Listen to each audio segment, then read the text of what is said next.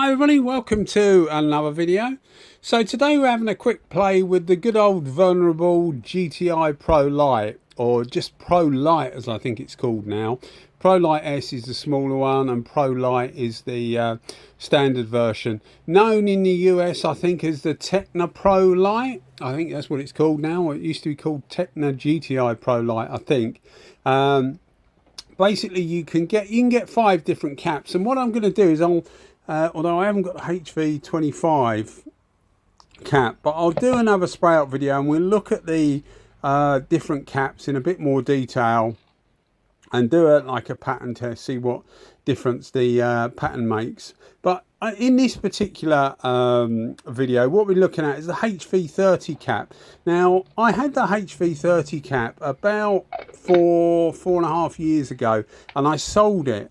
Actually sold a gun with it on.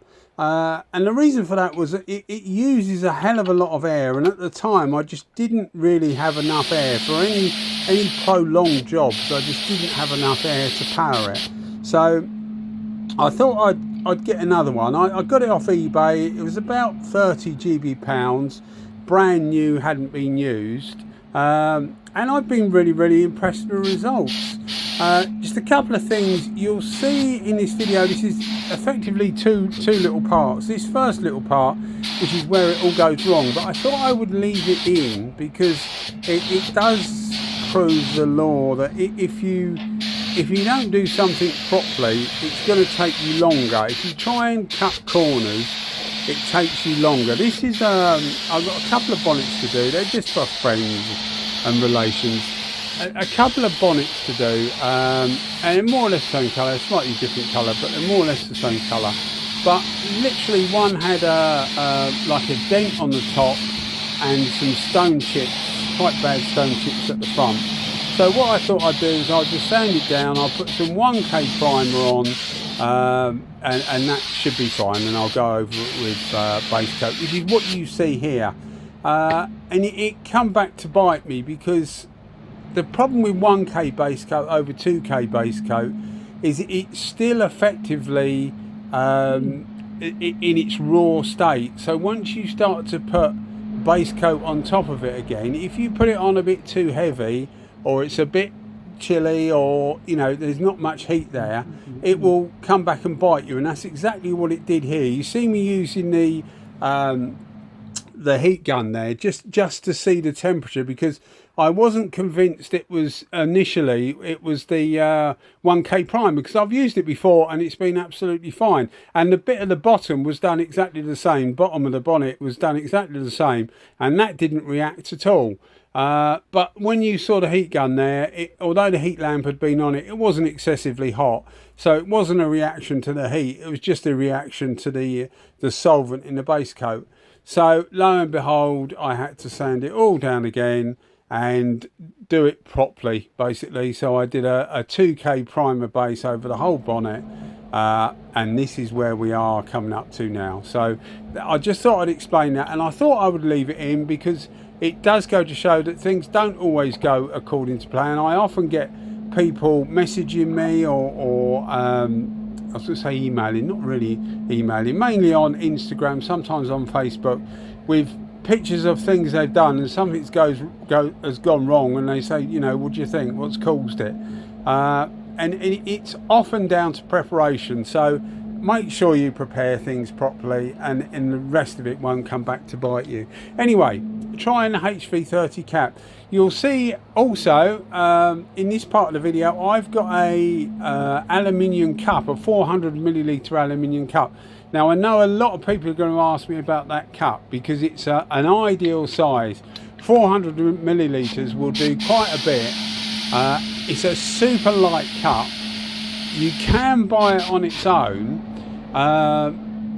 but I didn't. I got it with the Devilbiss Neptune, and it comes with this particular cup, but you can buy it on its own, and you can also buy it as a part number with an adapter which will fit an SRI Pro Lite. So it enables you to fit a GTI Pro Lite cup to an SRI Pro Lite, or Pro Lite S as it's now called. So the minigun, basically. So if you want a big epoxy and minigun, this is the way to go. I have no idea how much they are, and they will be quite expensive if you're just ordering that with the delivery, etc. Because as I say, I got it and it actually came with the gun, so I have no idea. I would imagine you'd probably pay about £60 all in, but I'm just guessing, plucking at straws, as they say. But I know a lot of people ask me about the cup, and it is a really, really nice cup because it's really light. Because it's aluminium, you don't even know it's there. So it's not like the 600 cup, which is a reasonably heavy cup to start with.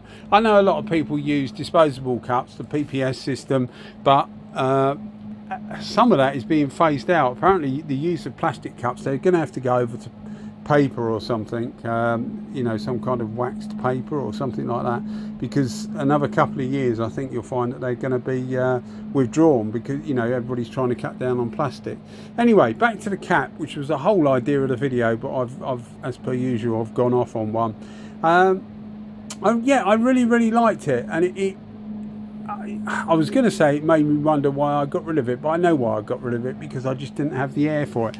But if you have got the air for it, it's actually a very, very good base coat cap. I've never used it for clear coat yet. Normally I will use the TE10. The TE10 is normally regarded as a base coat cap, although I have got a video actually of me doing a bumper with a TE10 with clear coat, and that actually came out really nice. It was a bit slow, but it came out really nice.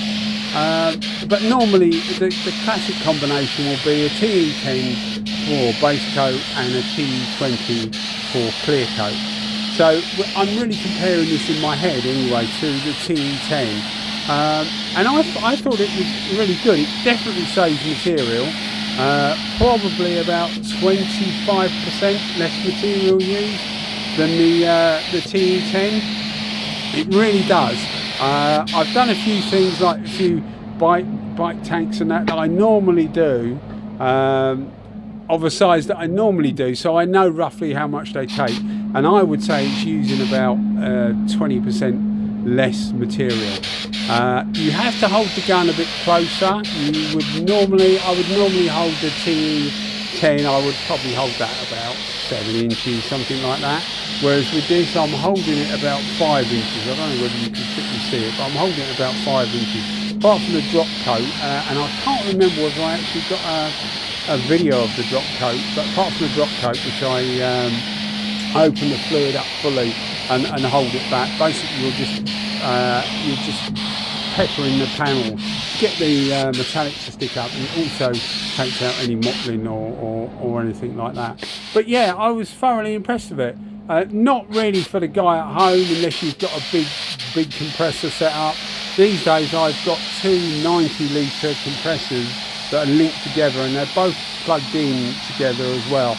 They're set to come on and off at slightly different pressures, and that's so that they just don't both kick in at the same time, because if they did, they would take my my RCD out in my workshop. So that's the way I do it. One starts up, and then if needed the other one starts up, and then I've got something like 28 CFM of air, and that would be something like 21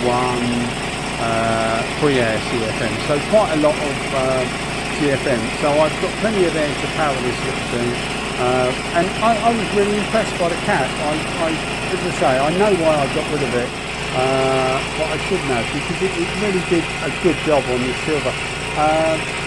Under the lights, it might look brilliant, although it doesn't look too bad.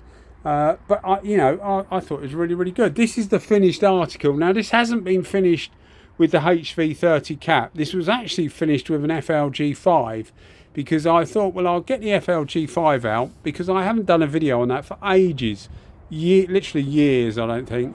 And we'll get it out, and I'll do another video. So I've done a video of clear coating this bonnet, but with the FLG5. I think it was the FLG5 anyway. I'll have to look at my notes. I'm sure it was the FLG5. But there's final results anyway, guys. You can see it, there's no mottling or anything. Works out really well, and it just goes to show that if you do your prep properly in the first place, things are actually much quicker than trying to do it the fast way. Anyway, guys, thanks as always for watching. You keep watching them and I'll keep them coming. Thanks to all the new subscribers and that. It's very much appreciated. If you feel like subscribing, it would be appreciated. Thanks a lot. Cheers. Bye bye.